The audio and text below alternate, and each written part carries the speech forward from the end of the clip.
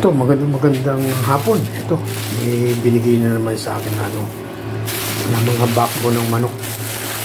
Yan. Okay. Isang plastic bag. Backbone ng manok yan. Pilihan ko na lang yan kung anong ano.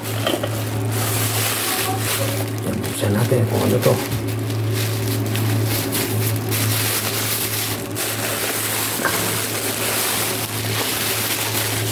Ang dami niya, no? Kita nyo mga backbone ng manok. Ang dami niya, no? Binigay sa akin ito ngayong oras pa lang ito. Ang dami, no? Kita nyo yan? Kung gaano karami yan. Ay, yung mga binibigay sa akin. Ngayon, pipili na natin muna yung mga backbone ng manok. Ayan, nakikita nyo yan, backbone ng manok. Ayan ang masarap po itong ganitong backbone. I-adobo. Tsaka sasabawan. Yan, nakita nyo, libre lang po to. Libre lang sa amin to na binibigay sa amin. Yan, pipilihan lang natin.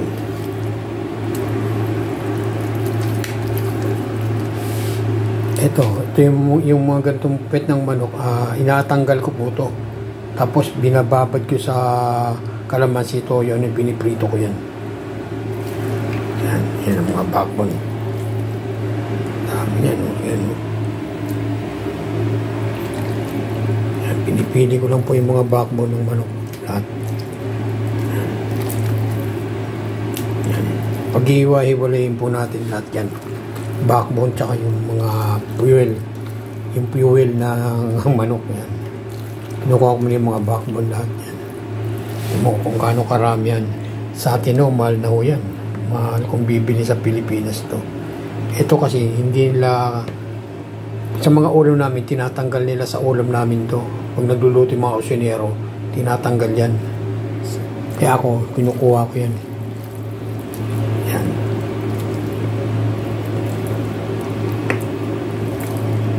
Nakikita niyo yung backbone ng manok. Ang dami.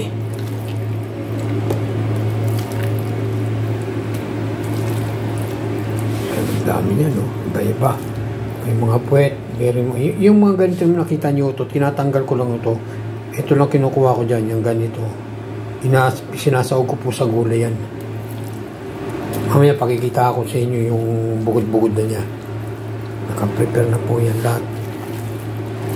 Yan. Ang dami yan.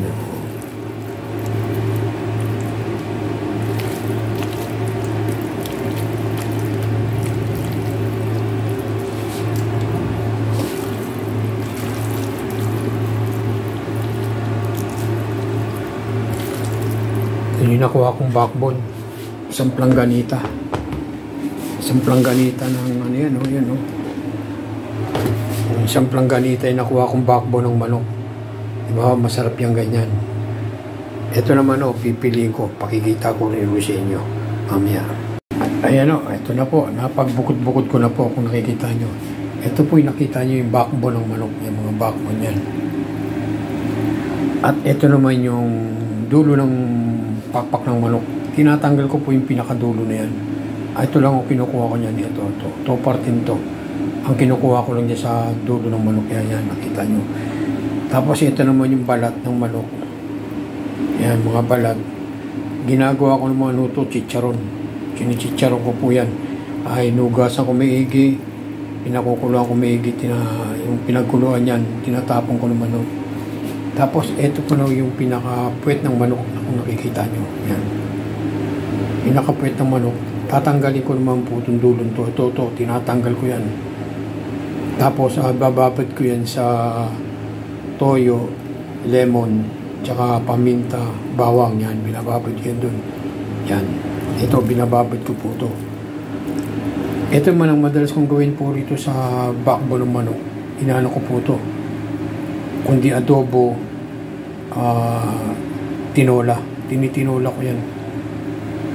Ngayon, gagawin ko dyan, dilinisin ko muna lahat yan. Itong dulo ng manok, yung pakpak ng manok, dulo ng pakpak manok, dyan balat, yung puwet ng manok, at itong backbone. Dilinisin ko po ngayon yan para makita po ninyo ang gagawin ko. Yan, nakita niyo, di ba?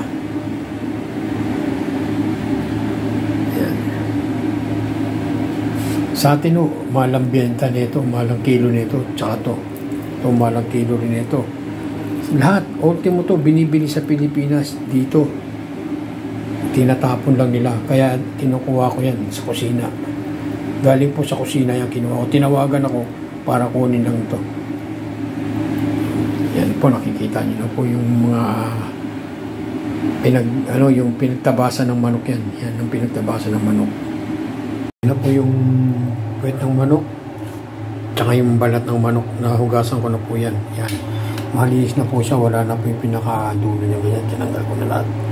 Hugasan ko na lahat yan. Ngayon, mamarinate na natin siya sa ito. Lagyan natin ng bawang.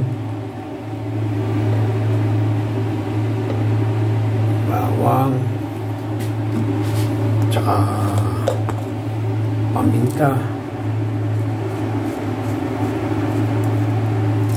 Yan, bawang paminta.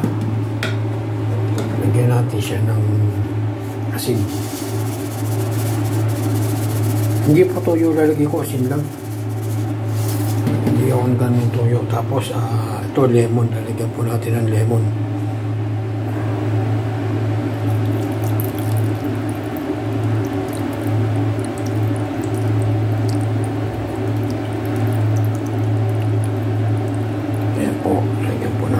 Minarinate po lang natin sa ganito. Tapos imamasa na po natin to.